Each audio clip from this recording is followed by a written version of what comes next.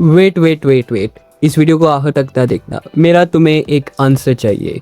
अगर आपकी स्किन पर बार बार खारिश होती है, रेडनेस है या गोल गोल दाग बन रहे हैं तो हर बार इसका रीज़न एलर्जी नहीं होता। हो सकता है कि आप जिस चीज़ को एलर्जी समझ रहे हैं वो फंगल इन्फेक्शन हो या कोई स्किन का मसला हो सकता है।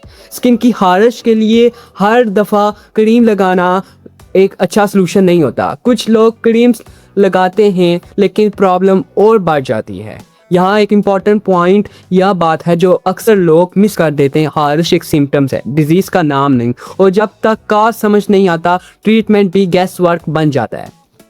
आपको कभी कभी अचानक स्किन पर खारिश हुई, पहला हल्का से इचिंग, फिर एकदम से त्रप्पड़ वगैरह उठना और कुछ देर बाद वही एरिया और ज़्यादा रेड, इरिटेटेड और इची हो गया। फिर हम यूजुअली क्या करते हैं, कोई क्रीम उठाए लगा ली, किसी ने कहा तेल लगाओ, किसी ने कहा डिटॉल मिक्स करो और किसी ने कहा ये एलर्जी है। लेकिन प्रॉब्लम यहाँ से स्टार्ट होती है। हर खारिश एलर्जी नहीं होती। इचिंग स्किन का बहुत से काजेस हो सकते हैं, dry skin, hives, insects bites, fungal infection, even के स्कैबीज और कुछ काजेस में दूसरी हेल्थ प्रॉब्लम्स भी। तो आज बॉडी हैकर पर हम सिंपल लैंग्वेज में समझेंगे कि स्किन एलर्जी का इलाज क्या है, फंगल इन्फेक्शन का ट्रीटमेंट क्या है, खारिश को घर पर सेफली कैसे सूट कर सकते हैं और कब क्रीम लगाने के बजाय डॉक्टर को दिखाना ज़रूरी है। सबसे पहला एक इम्पॉर्टेंट डिफरेंस समझो दोस्तों। अगर स्किन पर गोल या रिंग जैसे स्लीक पैच यानी त्रप्पड़, इचिंग और धीरे धीरे बड़े होने वाले त्रप्पड़ या रैश या रिंग वार्म हो सकते हैं।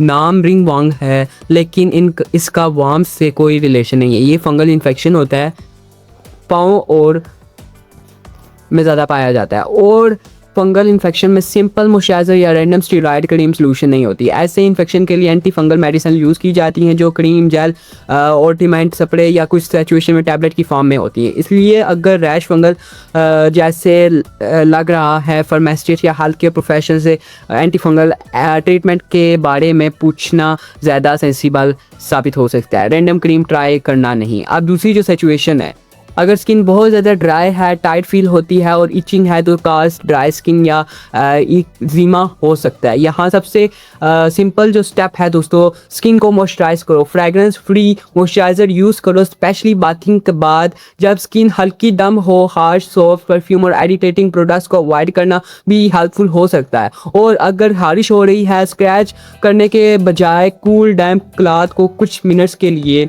अफेक्टेड एरिया पर रखना टेम्परेरी रिलीफ दे सकता है। अब आते हैं स्किन एलर्जी और हाइव्स पर। हाइव्स में स्किन पर अचानक रेस्ट, इची पैचेस या वेलर्स आ सकते हैं। Food, medicine, heat, pressure, sunlight या दूसरे ट्रिगर कुछ लोगों में हाइव्स काज कर सकते हैं। अगर आप नोटिस करते हैं कि किसी पर्टिकुलर फूड या प्रोडक्ट या परफ्यूम या डिटर्जेंट या क्लॉथिंग के बाद रिएक्शन रिपीट होता है तो ट्रिगर को आइडेंटिफाई करना इंपॉर्टेंट है। मिल्ड इचिंग में cool compress, fragrance free moisturiser और कुछ एंटी एचिंग प्रोडक्ट्स रिलीफ दे सकती हैं। हाइव्स के लिए डॉक्टर कॉमनली एंटी हिस्टामाइन्स भी यूज़ करते हैं, लेकिन मेडिसिन की चॉइस और डोज एज और सिचुएशन के कार्य होना चाहिए। अब एक और कंडीशन है जैसे लोग अक्सर सिंपल एलर्जी समझ लेते हैं, स्कैबीज। अगर इचिंग स्पेशली रात को बहुत ज़्यादा होती है, छोटे बम्स या रैश में और घर में दूसरा लोग भी इचिंग हो रहे हैं तो स्कैबीज पॉसिबिलिटी हो सकती है।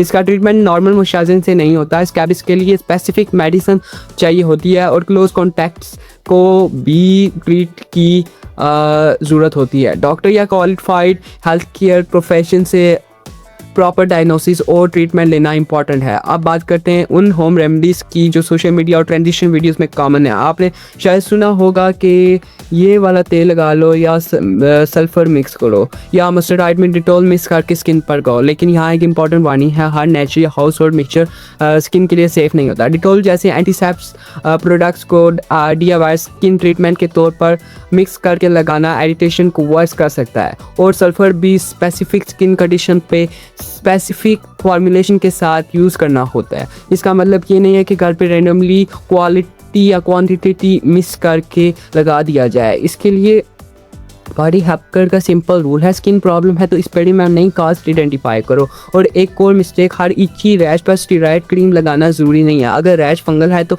गलत स्टेरॉइड यूज़ प्रॉब्लम को मार्क्स या वर्स कर सकता है। इसके लिए स्पेशली जब रैश गोल स्केली या स्प्रेड हो रहा हो डायग्नोसिस इंपॉर्टेंट है। तो एक simple skin H action plan याद रखो। नंबर 1, स्किन को स्क्रैच करने से बचने की कोशिश करो। फ्रेगरेंस फ्री मॉइस्चराइजर यूज़ करो ताकि स्किन ड्राई ना हो। Cool dam class temporary each relief ले सकते हो। स्वेटिंग और मॉइस्चराइजर को कंट्रोल रखो। और अगर प्रॉब्लम रिपीटली वापस आ रही है, स्प्रेडिंग हो रही है, सर्फ है या सिंपल केयर से इंप्रूव नहीं हो रही, तो डर्माटोलॉजिस्ट को दिखाना बेटर है, क्योंकि एक ही सिस्टम हारिश के पिछले बिल्कुल डिफरेंट काजेस हो सकते हैं और इसी वजह से क्रीम हर किसी के लिए सोल्यूशन नहीं हो सकती। ये इंपॉर्टेंट इमरजेंसी पॉइंट तो मैं बताता चलूँ। अगर एलर्जी के साथ फेस, लिप्स, माउथ या थ्रोट पर swelling, breathing problem, swelling difficulty, dizziness या फैटीनेस है तो ये इमरजेंसी हो सकती है और इमीडिएट मेडिकल हेल्प ज़रूरी है।